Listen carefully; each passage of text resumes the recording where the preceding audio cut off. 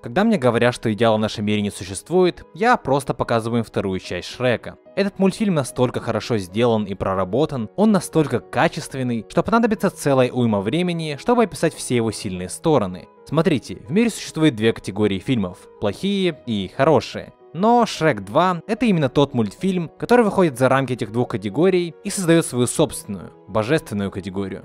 Я очень люблю искать смысл в каких-либо произведениях. Именно смысл зачастую выводит определенную картину, но в случае с Шреком все не так. И не поймите меня неправильно, тут есть прекрасно раскрытые идеи, о которых мы поговорим чуть позже. Но помимо этого, весь фильм шикарен абсолютно во всех аспектах. Буквально, вы не сможете назвать ни одной грани этой картины, которая бы проседала в том или ином месте. И я здесь говорю именно про Шрек 2. Первая часть была неплоха, это правда, но вторая вышла на совсем иной уровень. И я вам это докажу. Шрек 2 — это, наверное, единственный мультфильм, где каждая отдельная сцена спокойно могла быть отличной короткометражкой. Стоит хотя бы вспомнить момент с медовым месяцем Шрека и Фионы, сцену, когда они едут в Тридевятое королевство, сцену встречи с родителями, в зале, с котом, в тюрьме, последняя экшн-сцена. Их тут так много, но давайте все-таки по порядку.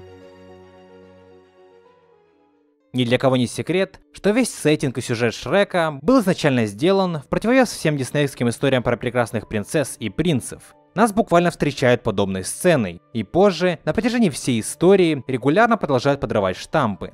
А что будет, если принцессу спасет не прекрасный принц, а, скажем, большой зеленый огр? Что будет, если в конце монстр не станет человеком, а наоборот, человек станет монстром? Что если принцесса сама сможет вырубить банду бандитов и так далее? И буквально вся первая, да и вторая часть Шрека напичкана этим. Мультфильм постоянно делает отсылки на поп-культуру, прикалывается над Диснеем и использует культовых персонажей типа Золушки и Спящей красавицы, чтобы посмеяться. Даже Чаминг — это же просто по факту клишированный принц, который по сказке должен был спасти принцессу. У него даже имени нет. Если вы не знали, то принц Чаминг с английского переводится как принц обаятельный или принц очаровательный. Он буквально и есть штамп, над которым смеются. А это был принц Чарминг. Копил в себе он ярость, мстить хотел. Я мстить хочу. Но даже при обильном количестве отсылок и шутеек над Диснеем, Шрек остается целостной картиной, которая рассказывает свою историю. И это делает мультфильм уникальным. И раз уж мы затронули тему шуток, то я смотрел Шрека, если не врать, то больше 100 раз уж точно.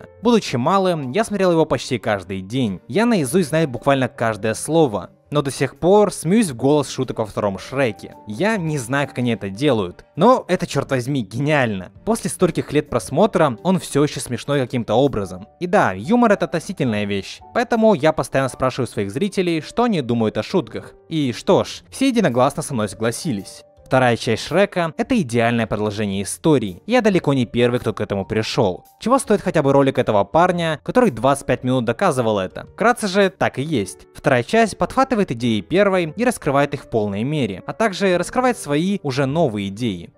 Вторая часть отвечает на вопросы, которые у зрителя появились во время просмотра первой. Но при этом можно без проблем не быть знакомым со вселенной и наслаждаться второй частью. Из всей квадрологии, вторая однозначно самая лучшая. Вторая часть — это буквально и есть весь Шрек. Все, что мы должны знать об этой истории. Первая часть в сравнении кажется какой-то мелочной. Лорд Фаркуат — никто, если сравнивать с Феей Крестной. История первого эпизода будто бы теряет свое значение в сравнении со второй.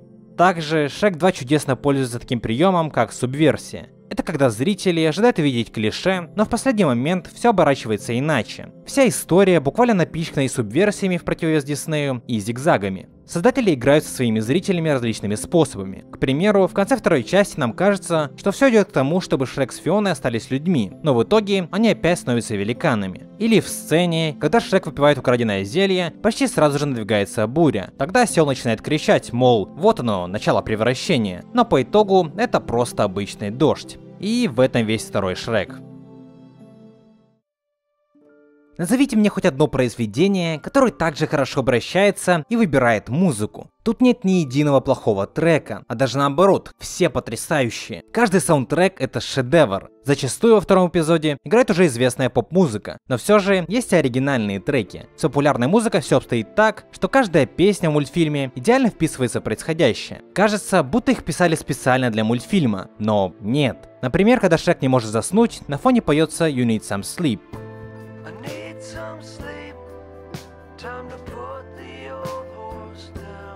Когда Шрек идет спасать Фиону, фея поет I Need a Hero. И так совсем. Шрек 2 — это идеальный пример того, как нужно обращаться с музыкой в мультфильме. Эти треки буквально становятся неотъемлемой частью произведения. Они неразрывно связаны с мультом. Когда я слышу их, то я сразу же вспоминаю ту самую атмосферу второго Шрека. Также один зарубежный блогер заметил, что зачастую поп-музыка играется в моментах, когда герои играют свои роли, чтобы не быть изгоями общества. А оригинальные саундтреки — тогда, когда персонажи раскрывают себя настоящих, когда происходят самые искренние исповеди. И в этом, пожалуй, еще одно колоссальное отличие от Диснея, который постоянно пихает свои песенки направо и налево, лишь бы была песня.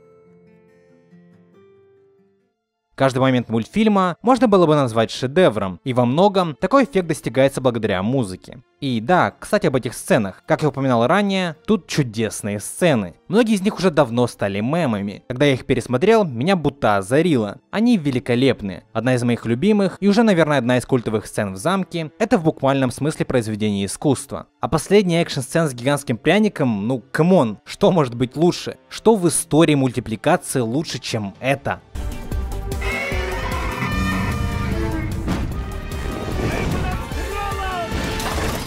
Шреку нужно спасать Фиону, так как она думает, что принц Чарминг это и есть Шрек. Если она его поцелует, то влюбится в него. Бум, нужно спешить. И Шрек ничего не придумывает лучше, чем быстро испечь гигантский пряник, чтобы пройти ров с водой. Это до абсурдного гениально. Да еще во время всего этого фея начинает петь идеально подходящую песню. Все это одновременно и забавно, и завораживающе. Смерть пряника как трагичная, так и довольно смешная. В этой двойственности буквально и состоит вся вторая часть. Еще абсолютно каждый момент в мультфильме отлично окрашен фоновой музыкой, из-за чего все события становятся еще более драматичными. Каждая фраза героев становится первоклассной. Из-за этой фоновой музыки постоянно подчеркивается выразительность того или иного момента, вследствие чего мы, как зрители, так хорошо помним фразы главных героев. Они отпечатываются в нашей памяти настолько хорошо, что при повторном просмотре ты дословно помнишь, что персонажи будут говорить. Работу Гарри Грэнсон Уильямса, который был композитором второго Шрека, можно вносить в учебники по работе со звуком. Да и в целом, создатели сработались отлично, благодаря чему в нашем мире теперь есть Шрек 2.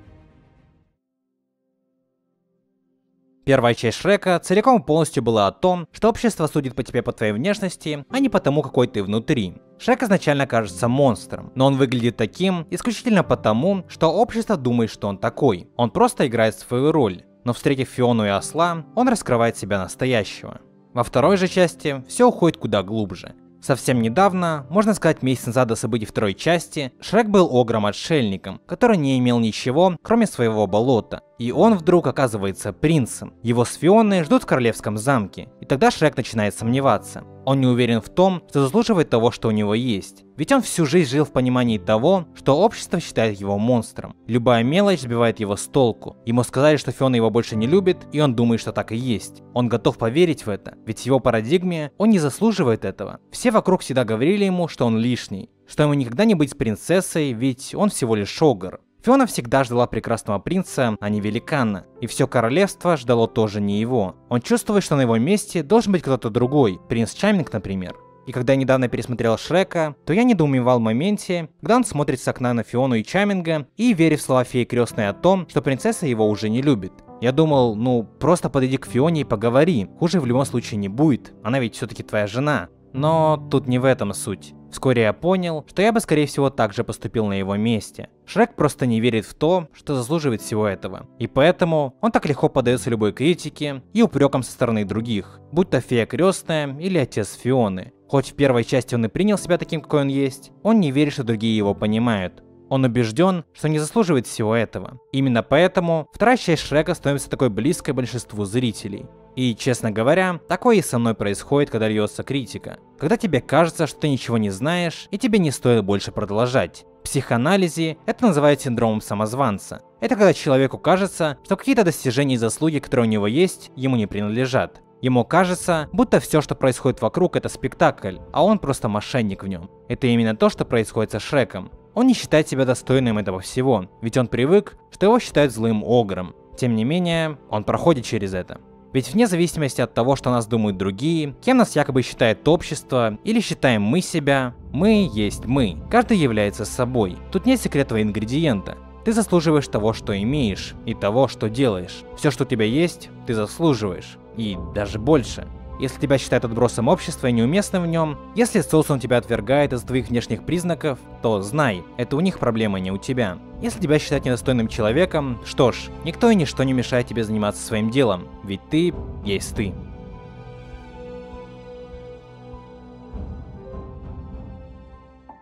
Эти блогеры, о которых я упоминал в данном видео, проделали феноменальную работу, поэтому можете глянуть их ролики на досуге, если интересно. Я оставлю ссылки в описании. В этом видео было очень много слов по типу шедевр, гениально, произведение искусства и так далее. Это было во многом сделано на эмоциях, и я решил не менять этого. Конечно, говоря о том, что мультфильм идеален, я не имел в виду, что он буквально идеален. В каждом произведении есть свои минусы, и вторая часть Шрека не исключение. Но этот мультфильм воистину заслуживает всего того, что я о нем говорил. Мне сложно найти хотя бы одну такую же качественно сделанную работу, хотя одна все-таки есть. Второй части Шрека не повезло выиграть Оскар, так как в 2004 году также вышла Суперсемейка. И что-что, а Суперсемейка — это, наверное, единственный мультфильм, как мне кажется, который немножко больше заслуживал этого, чем Шрек. В остальных случаях Зеленый друг бы побеждал, но да ладно, la vida es loca. Большое спасибо за просмотр, еще увидимся.